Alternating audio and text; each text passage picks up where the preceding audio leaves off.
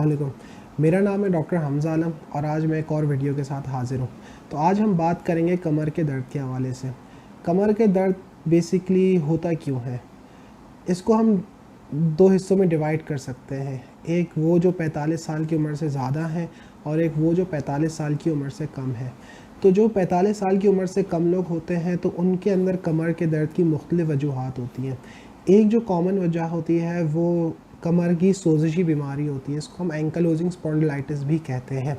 और इसके अंदर क्या होता है कि कमर के जो मोहरे होते हैं, कमर के जो जोड़ होते हैं, उनके अंदर सोजिश हो जाती है, इन्फ्लेमेशन हो जाती है। इसमें आम तौर पे सुबह के टाइम अकड़न होना, सुबह के टाइम शदीद दर्द होना और जैसे काम करते हैं बेहतरी की तरफ मरीज़ चला जाता है।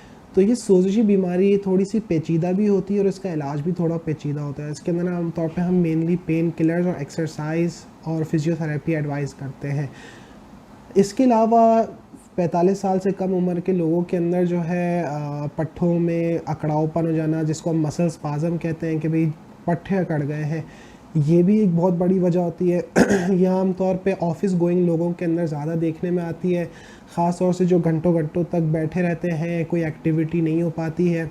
इसके अंदर हम काफ़ी ज़्यादा स्ट्रेस देते हैं इस हवाले से कि हर थोड़ी थोड़ी देर पे उठ के, आधे घंटे पे उठ के कुछ स्ट्रेचिंग कर लिया करें, ख़ास तौर से बैक की, नेक की। इसके अलावा हमारे पास 45 साल से ज़ायद जो लोग होते हैं, उम्र से ज़ायद के जो लोग होते हैं, उनके अंदर जो बीमारियां होती हैं, एक तो ये होती है कि उम्र के लिहाज से कमर के अंदर तब्दीली आ जाना।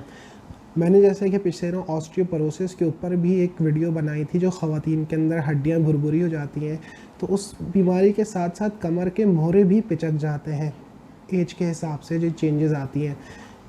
और साथ साथ जो है कमर के अंदर भी एज के साथ साथ नोके निकल आना, मोहरे हल्के से पिचक जाना कहीं से, जिसकी वजह से नसें दबती हैं, टांगों में दर्द होता है, टांगें सुन हो जाती हैं।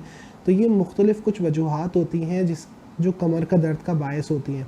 इसके अलावा जो है कुछ और भी वजूहात होती हैं, जैसे कि कमर की जो कैनाल जा रही होती है, जो एक कमर के अंदर जो होती है, वो उसकी काफ़ी जगह तंग हो जाना, जिसकी वजह से जो है कमर में शदीद दर्द होता है चलते चलते।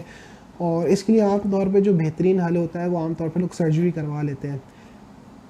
कमर के दर्द की और जो भी मुख्तलिफ़ वजूहात होती हैं कि कभी चोट लगने के बाद कुछ लोगों को क्रॉनिकली पेन की कैफियत रहती है, ये भी बहुत बड़ी वजह होती है।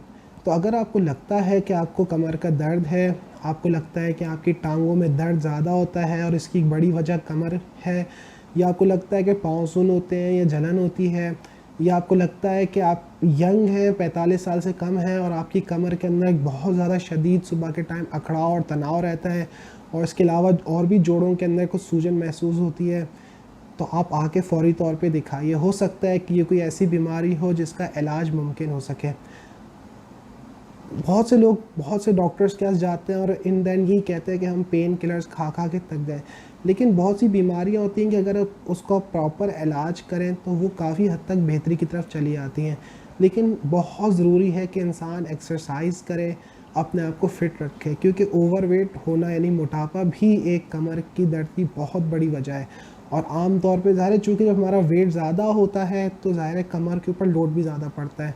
तो वेट रिड्यूस करना, एक्सरसाइज करना, फिजियोथेरेपी करना, स्विमिंग करना, योगा करना, ये भी बहुत ज़्यादा फ़ायदेमंद होते हैं। शुक्रिया।